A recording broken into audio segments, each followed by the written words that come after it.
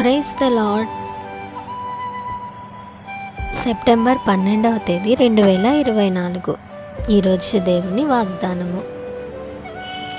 నేనును నా ఇంటి వారును యెహోవాను సేవించెదము. యెహోషువ 24వ అధ్యాయం 15వ వచనం. నేడు మన కుటుంబాలలో, మన సంఘాలలో పరిస్థితులు ఎలా ఉన్నాయంటే, తల్లిదండ్రులు వస్తే పిల్లలు రారు, పిల్లలు వస్తే తల్లిదండ్రులు రారు, భార్య వస్తే భర్త రాడు, భర్త వస్తే భార్య రాదు. కానీ యెహోషువ దేవునితో ఒక నిబంధన చేసుకుంటున్నాడు. ఏంటంటే, నేనును నా ఇంటి వారందరినూ యెహోవాను సేవించదమంటున్నాడు. కానీ మన కుటుంబాలలో అట్టి నిబంధన నేడు లేదు.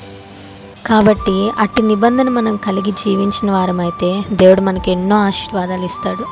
బైబిల్లో కీర్తన గ్రంథము 128వ అధ్యాయంలో అంటున్నాడు, నీ లోగిట నీ భార్య ఫలించే ద్రాక్షవల్లిలా ఉంటుంది అంటున్నాడు. నీ పిల్లలు నీ భోజనపు బల్ల చుట్టూ ఒలీవ మొక్కల వల్లే ఉంటారు అంటున్నాడు. కాబట్టి ఈరోజు నుంచి దేవునితో నిబంధన చేసుకుందాం, దేవుని దీవెనలు, ఆశీర్వాదాలు పొందుకుందాం.